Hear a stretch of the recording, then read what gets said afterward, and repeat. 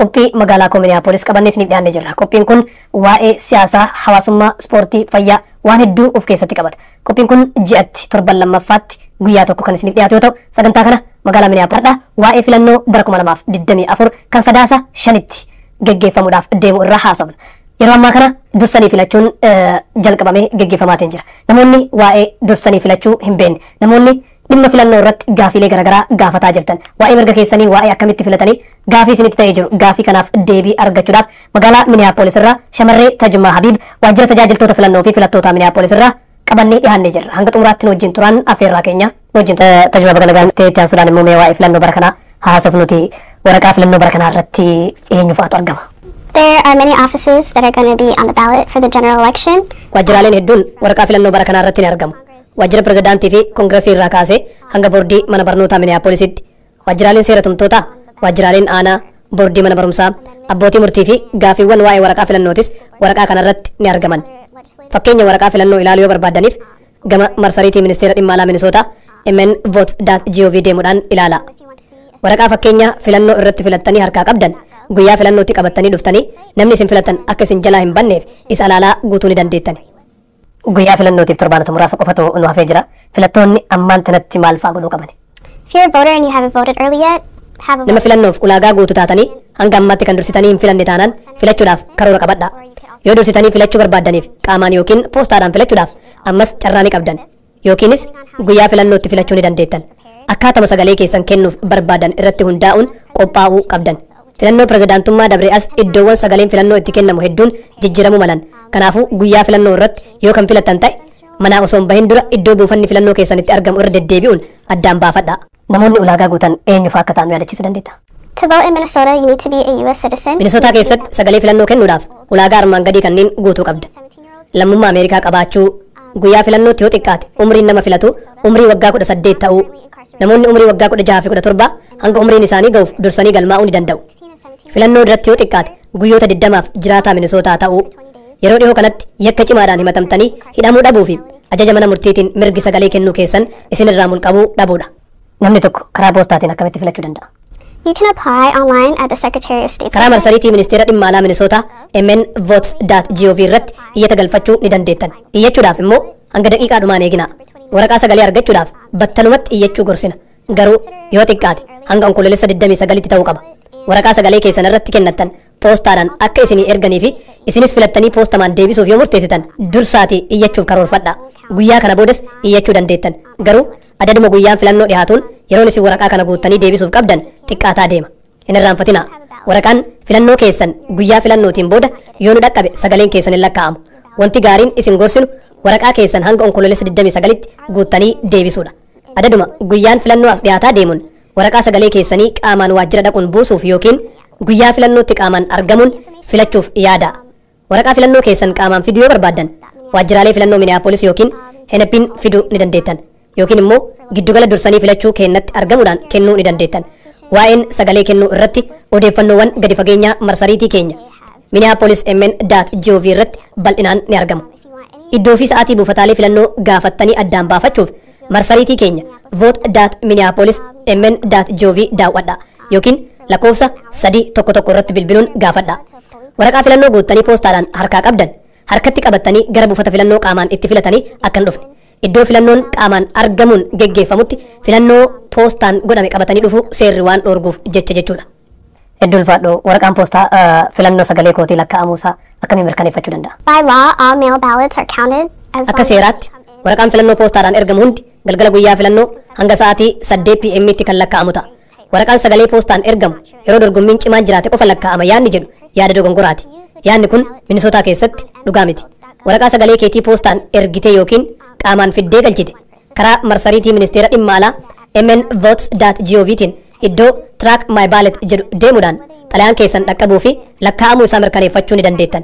Yookiin immoo sagaleen keessan lakkaa'amuu isaa mirkaneeffachuudhaaf lakkoofsa 311 irratti bilbiluun gargaarsa argachuu ni dandeettan. Guyyaa xumura filannootti maatii yookiin hiriyoota kootiif poostaa waraqaa filannoo sagalee isaanii irraa fuudhee buufata filannootti buusuudhaan gargaaruu danda'a. Yeah, you can drop off the ballot on behalf of Eeyyeen waraqaa filannoo poostaa namoota biroo 3 fi keessan waliigala hanga poostaa 4 qaamaan dhuftanii giddugala filannootti buusuu ni dandeettan. xalayaa filannoo namoota biroo yeroo buuftanitti eenyummaa keessan mirkaneessuudhaaf waraqaa galmee irratti of galmeessitanii xalayaa buuftan. Yoo poostaadhaan filachuudhaaf iyyadhee ture yookiin poostaan sagalee kootii ammas osuma na bira jiru qaamaan dhaqee filachuu danda'a. Yeah, as long as the city has not accepted your mail ballot, you may choose Eeyyen. to vote in person. Hanga waraqaan isin sagalee itti kennatan harka buufata filannoo magaalaa hin dhaqqabinitti yoo barbaaddan giddugala filannoo dursanii filachuutti qaamaan argamuun yookiin immoo guyyaa filannootti qaamaan argamuun filachuu dandeettan. Yeroo iddoo sagalee itti kennan yookiin giddugala sagalee dursanii kennuu geettan waraqaan poostaa filannoo keessanii fuudhamuu isaa ni ilaalla. Waraqaan keessan fudhatama yoo hin argatin waraqaa filannoo haaraa isiniif kennina. Waraqaan filannoo duraan guuttanii nutti ergitan booda irra turee kan nu dhaqqabu ta'us ni kuffifamaa jechuudha. Galatoomee karaa poostaatiin yoo sagalee kennuu hin barbaanne yookiin yoo yeroon na jala dabre filannoowwan ani qabu maal fa'a? You have the option to vote early in person or vote in person on election day. Guyyaa filannoo dursitanii yookiin guyyaa filannootti qaamaan argamtanii filachuuf filannoo qabdan. Yoo Minneapolis keessa kan jiraattan ta'e giddugala dursanii filachuu keenya kan 9-8 Duwwaa East Hennepin Avenue irratti argamutti qaamaan argamuun filachuu ni dandeettan. Giddugala dursanii sagalee kennuu Minneapolis fi sa'aatiiwwan hojii isaanii. Wixataa hanga jimaataa fulbaana 20 onkoloolessa 18tti sa'aatii 8 AM hanga 4:00 PM'tti. Wixataa onkoloolessa 14tti cufaadha. Wixataa hanga jimaataa onkoloolessa 21 hanga 25tti 8 AM hanga 6 PM'tti. Sanbata xiqqaa fi guddaa onkoloolessa 26 fi 7tti 9 AM irraa hanga 3 PM'tti. Wixataa onkoloolessa 28tti 8 AM hanga 6 PM'tti. Kibxata onkoloolessa 29tti 8 AM hanga 7 PM'tti. Roobii hanga kamisaa onkoloolessa 30 hanga 31tti 8 AM hanga 6 PM'tti. Jimaata sadaasa tokkotti 7 AM hanga 6 PM'tti. Sanbata xiqqaa fi guddaa sadaasa 2 fi 3tti 9 AM hanga 3 PM'tti. Wixata sadaasa 4tti 7 AM hanga 5 PM'tti. Torban lamaan guyyaa filannoo dura jiranitti waajjiraaleen filannoo banaa ta'u. Torban onkoloolessaa 26 fi 27 irraa kaasee giddugalli sagalee dursanii kennu guyyaa sanbattan lamaanii sa'aatii 9 AM irraa kaasee hanga 3 PM'tti banaa ta'a. Guyyaa wixataa sadaasa 4 guyyaa filannoo duratti giddugalli dursanii filachuu sa'aatii 7 AM irraa kaasee hanga 5 PM'tti banaa ta'a. Giddugalli dursanii filachuu guyyaa filannootti ni cufama. Filattoonni Minneapolis giddugala mootummaa aanaa Hennepinitti qaamaan dhaquudhaan dursanii filachuu ni danda'u. Sa'aatii kamitti akka filachuu danda'an beekuuf immoo marsariitii keenya ilaaluu qaban. Minneapolis keessatti giddugalli dursanii sagalee kennuu dabalataa onkoloolessa 22 irraa kaasee hanga sadaasa 4tti banaa ta'a. Giddugalli kunniin giddugala dursanii filachuu magaalaa Minneapolis wajjin sa'aatii hojii wal fakkaataa qabaatu. Dabalataaf immoo vote.minneapolismn.gov daawwadha. Giddugala dursanii sagalee kennachuu kaabaa fi kibba Minneapolisii fi sa'aatiiwwan hojii isaanii. Kibxata hanga jimaataa onkoloolessa 22 hanga 25tti 8 AM hanga 6 PM'tti. Sanbata xiqqaa fi guddaa onkoloolessa 26 fi 7tti 9 AM hanga 3 PM'tti. Wixata onkoloolessa 28tti 8 AM hanga 6 PM'tti. Kibxata onkoloolessa 29tti 8 AM hanga 7 PM'tti. Roobii hanga kamisaa onkoloolessa 30 fi 31tti 8 AM hanga 6 PM'tti. Jimaata sadaasa tokkotti 7 AM hanga 6 PM'tti. Sanbata xiqqaa fi guddaa sadaasa 2 fi 3tti 9 AM hanga 3 PM'tti. Wixata sadaasa 4tti 7 AM hanga 5 PM'tti. Magaalaan Minneapolis onkoloolessa 22 irraa kaasee hanga sadaasa tokkotti guyyoota jiranitti giddugala dursanii filachuu guyyaa tokkoof banamaa cufamu ni qabaatti. Guyyaa hundumaa giddugala haaraatu banama. Eessatti akka banamuu fi sa'aatii isaa baruuf immoo gama vote.minneapolismn.gov deemuudhaan addaan baafadha. Guyyaa filannoo sadaasa 5tti qaamaan argamtanii filachuu yoo barbaaddan immoo buufataaleen filannoo sa'aatii 7 AM irraa kaasee hanga galgala 8 PM'tti banaa ta'u. Namni kamiyyuu filannoodhaaf osoo manaan baane dura giddugala itti filatu addaan baafatee bahuu qaba. Addaan baafachuudhaaf immoo gara marsariitii keenyaa mnvote.gov deemuun adda baafachuu ni danda'a. Hedduu ulfaadhoo mee waa'ee galmee filattootaa dubbannuti ammas yoo filachuudhaaf kanaan dura galmaa'ee jiraadheef akka haaraatti irra deebi'ee galmaa'uu danda'a. Once you register, you won't ever have to register again unless Filannoodhaaf yeroo tokko galmooftanii jennaan sababoota akka maqaa jijjiirachuu, teessoo jijjiirachuu fi waggaa 4 keessatti filannoo tokko irratti iyyuu yoo kan hin hirmaanne ta'e malee irra deebitanii galmaa'uun isin hin barbaachisu. Yoo maqaa keessan ammaatii fi teessoo amma keessa jiraattan kanaan galmooftanii jiraattaniif filannoodhaaf dhufuu malee wanti irra deebitanii galmooftaniif hin jiru. Galmeen filannoo keessanii kan yeroo isaa eeggate ta'uu isaa mirkaneeffachuudhaaf gara fuula marsariitii ministeera dhimma alaa Minisootaa mnvote.gov deemuudhaan ilaala. Namni tokko galmaa'uu yoo barbaadeef yookiin haala galmee isaa haaromsuu yoo barbaade maali? each election cycle in Minnesota Minisootaa keessatti tokkoon marsaa filannootiif guyyaan xumuraa filannoodhaaf dursanii galmaa'u guyyoota 20 takkan filannoo dura jiran. Filannoo sadaasa 5tti gaggeeffamuuf guyyaan xumuraa dursanii galmaa'u onkoloolessa 15. filattoonni galmee isaanii jijjiiruu barbaadan kanneen haaromsuu fedhan yookiin kanneen yeroo jalqabaatiif filachuuf galmaa'uu barbaadanii osoo hin galmaa'in guyyaan xumuraa galmee onkoloolessa 15 irra dabre filannoowwan lama qaban. Waraqaa poostaadhaan sagalee kennuutiin galmaa'uudha. Karaa waraqaa poostaatiin filachuudhaaf iyyatanii hanga ammaatti kan hin galmoofne yoo ta'e waraqaan galmee filannoo karaa poostaatiin isiniif ergama. Lamaan isaaniitu si'a tokko guutuudhaan deebisuu ni dandeettan. Lammaffaan guyyaa filannootti qaamaan dhufuun buufata filannootti yookiin giddugala dursanii sagalee kennuu keessatti galmaa'uudha. Iddoo jireenyaa amma jirtanitti filannoodhaaf yoo galmooftanii jiraattaniif waraqaa eenyummaa keessan fiduun isin hin barbaachisu. Garuu galmaa'uudhaaf yookiin galmee keessan haaromsuu yoo barbaaddan waraqaa eenyummaa jiraataa ta'uu keessan mirkaneessu agarsiisuu qabdan. Fakkeenyaaf waraqaa hayyama konkolaachisummaa teessoo keessan kan ammaa ofirraa qabu yookiin waraqaa hayyama konkolaachisummaa moofaa fi waraqaa kaffaltii baasii akka anniisaa fi kiraa manaatiif kafaltan kan odeeffannoo keessan ofirraa qabu agarsiisu. Jiraataa asii ta'uudhaaf ragaaleen agarsiisuu dandeettan hedduudha. Bal'ina isaatiif mnvote.org daawwadha yookiin 311 irratti bilbiluun gaafadhaatii addaan baafadha. Lammiileen Ameerikaa haarofni yookiin namoonni lammummaa haarawaa argatan waraqaa ragaa lammummaa Ameerikaa qabachuudhaan guyyaa filannoo irratti filachuu danda'u. No, unfortunately, that is not one of the 7 proofs of residence. Lakki akka carraa ta'e inni kun ragaalee torban jiraataa ta'uu mirkaneessan keessa hin jiru. Filannoowwan ragaalee torban kanneen armaan gadiiti.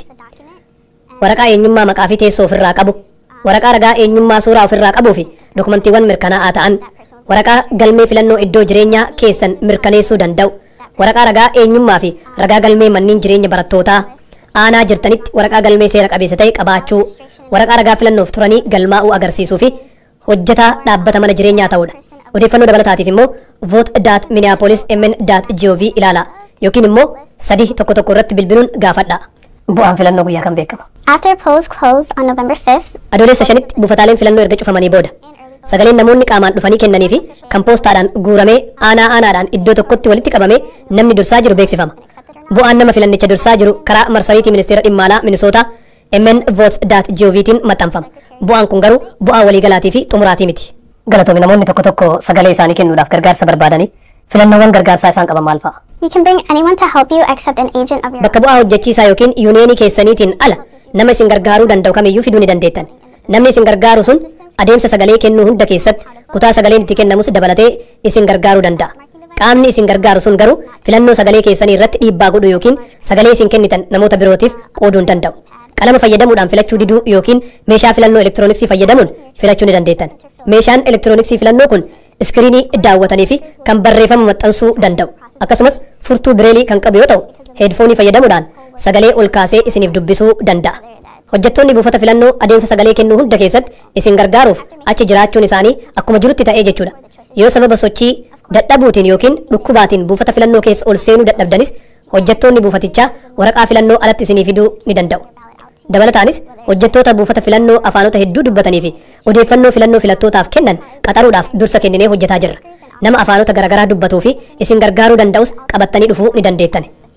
Lammiileen Ameerikaa afaan Ingiliffaatiin alatti afaanota birootiin sagalee kennuu danda'u. There will be printed materials available. Barruuleen afaanota garaagaraatiin barreeffamanii maxxanfaman hedduun iddoo buufata filannootti ni argaman.